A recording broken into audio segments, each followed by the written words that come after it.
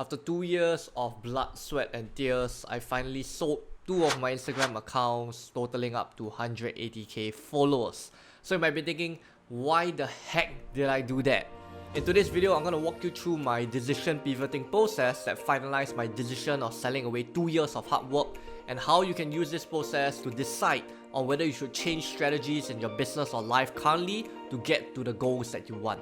If this is your first time on this channel, my name is Darius and I help service-based entrepreneurs like you to scale clients to become overbooked while freeing yourself up for your business without spending a dime on ads. So if you hate ads like me, smash the like button and subscribe button because it'll help us in the algorithm and reach out to a ton of more people. Before I go into the why and how I made the decision to sell these 2 accounts, I think it's important to share with you why I started those accounts. Now, one of the accounts is called Impact Empire and the other account is called Live Your Best Legacy. Now, Impact Empire was created when I was trying to growth hack Instagram and I was just testing out the algorithm, testing out content, which works, which doesn't work, and that was my whole introduction into digital marketing. We grew Live Your Best Legacy much later, but it was a way for us to promote our podcast, which was then called Live Your Best Legacy. Now it's rebranded and called Impact Empire. So one account was just used to test content algorithm, the other account was just used to promote our podcast, which both I don't really need anymore because the main goal of both accounts now is different. So here's a quick overview of the 5 steps of the decision pivoting process.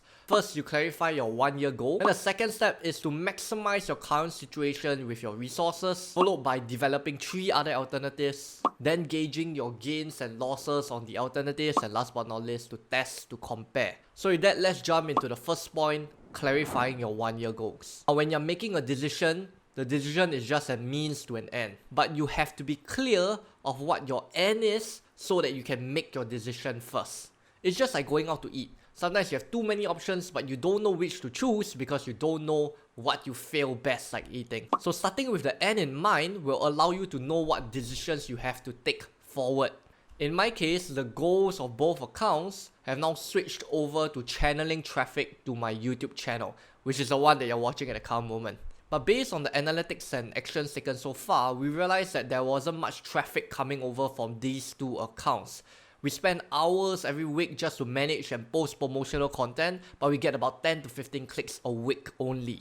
So having thousands of views and likes on each of those accounts didn't really channel traffic over to YouTube. So in essence, it isn't really hitting our 1-year goal of getting this YouTube channel to 10k subscribers. So if you're new here, make sure to smash the subscribe and like button so we can reach out to more people. And you might be thinking, Darius, that's a lot of followers, why not convert them to becoming leads and clients? Now, the traffic and leads that come from both accounts are just not suited for the offers that I have, which means that no amount of traffic will actually convert. It's kind of like selling meat to a vegetarian. No matter how great the beef is, let's say A4 Kobe beef, a vegetarian will still not buy it or will still not eat it even if I give it to them. Based on the effort, time and cash I've been placing on these 2 accounts, this brings me to my second point, which is maximizing your current situation by being resourceful rather than having more resources. There are 2 ways to continue going forward, right? You add more resources or you maximize the resources at hand.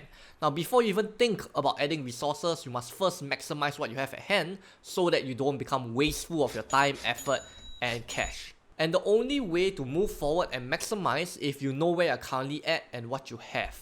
You can't reach your destination if you have no idea where you're at. That's like wanting to travel to Thailand, but you have no idea where you're at. Are you in Singapore? Are you in Malaysia? Are you in Indonesia? You have no idea.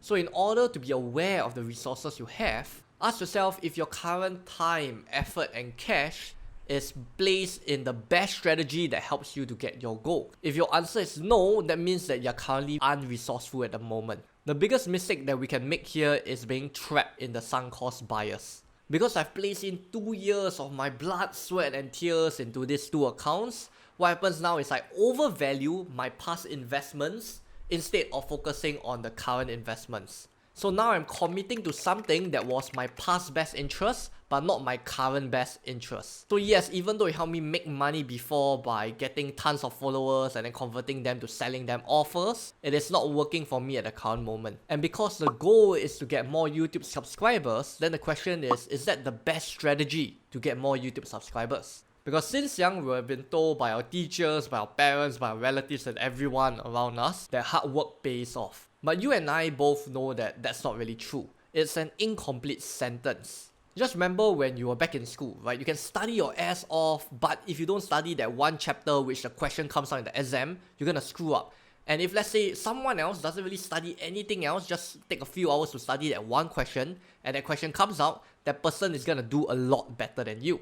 Sounds familiar, right? Those people who work lesser than you and still score higher than you. So hard work only pays off if you focus on the right areas. Now then the question is, when do we know we're focusing on the wrong areas and the right areas? Are your current resources used for the strategy reaching you your goals? In this case, we were initially able to get 600 subscribers by directing traffic from these 2 Instagram accounts. But since then, it has stagnated. So the current strategy is just not reaching our goals. So that means that the resources placed into this is going to waste instead of using that time, effort and cash into some other areas of your business or life. Now that we know the current strategy doesn't work, this brings me to my third pointer, which is to develop 3 other alternatives. Sometimes we get too attached and narrow into an idea because we find it really great. It's just like going to your favorite Italian restaurant because you're used to it, it's very normal, instead of maybe finding other restaurants that happen to be better than that restaurant. And Tony Robbins taught me this one lovely thing at his event. 1 option is no choice, 2 options is a dilemma, and 3 options is true freedom. So whenever we develop strategies, you want to have an array of at least 3 options so that you know you're making the best step forward. The key to developing effective alternatives is just by questioning what works best. So some questions I ask myself is, what would I do if I did not have the IG account to grow my YouTube subscribers? What else would I do in order for me to 2x my YouTube subscribers without using the IG account? And I came to 3 conclusions using my effort, time, and cash. First, I can post on Twitter and then send traffic to here. So if you're coming from Twitter, comment down Twitter so that I know. And so the second strategy can be to increase the quality of YouTube videos like what you're seeing now. The third alternative is to leverage on the rising platform of TikTok to post on TikTok and then channel the traffic over to my YouTube channel. Now these are great ideas for you to grow your YouTube channel as well, and it's really based on the decision that works best for you. Because some of you, maybe TikTok isn't something that you're comfortable with. Some of you, maybe Twitter is a lot better because you write and type a lot easier. So in order to know which alternatives works best so you can go and test on one, you have to look at the 4th pointer, which is to analyze the gains and losses of both the current and new strategy. Now I know some people, whenever they like to analyze their decisions, they're always looking at risk. What's the risk I'm taking? What's the risk I'm taking? But you see, if you're only thinking about the bad, that means you're not considering the good. Which means that now you're having a one-sided thinking, which gives you one-sided results. So let's take my case here. The loss in my current IG account is based on the hours every single week to manage and to post content. The gains is just having 10 to 15 more clicks every week. But if I think about it, I can pretty much just send the link to 10 of my friends and I'll get 10 more clicks. When I post onto Twitter, I get more than 10 clicks. And that's just one tweet. So we realized that we can use these hours every single week to do something else that will help us get to our goal. And that's also why hard work only pays off if you're focusing on the right areas. The final decision that you're gonna make is quite a simple one. I think too many people overcomplicate by looking at risk, what might happen in the future, like industry and everything. No, to be very honest, it's just writing down the gains and writing down the losses. And if your gains outweigh your losses by much more than the alternatives, that is the decision that you want to make.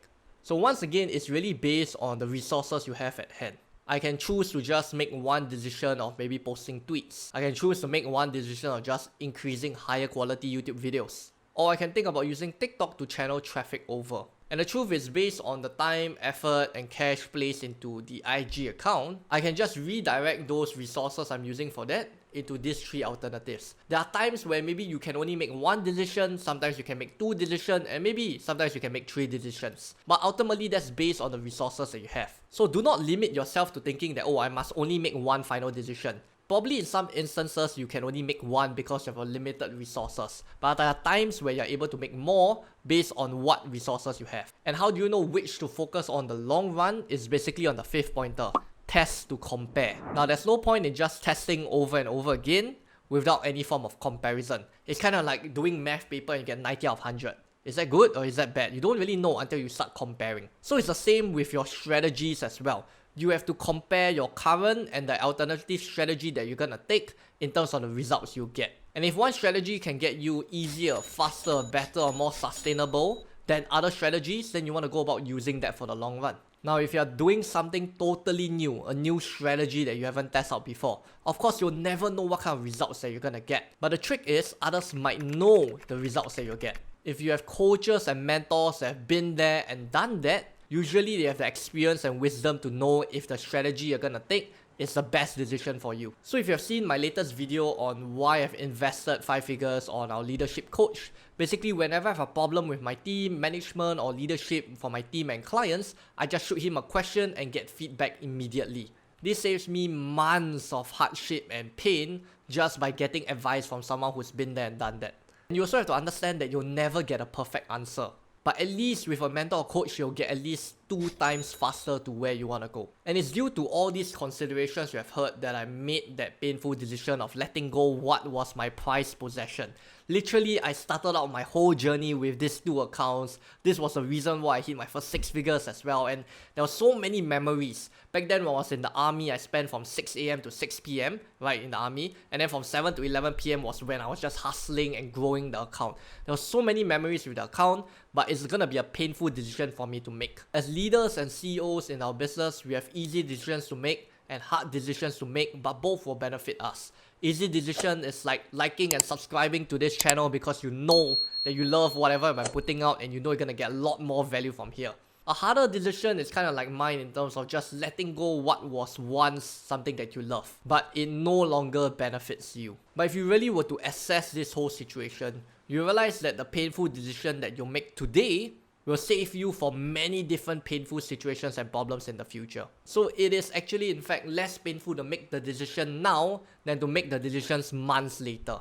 Can you imagine if I keep these accounts and it doesn't really benefit me or my team and we work hours a week and then it just accumulates over to months?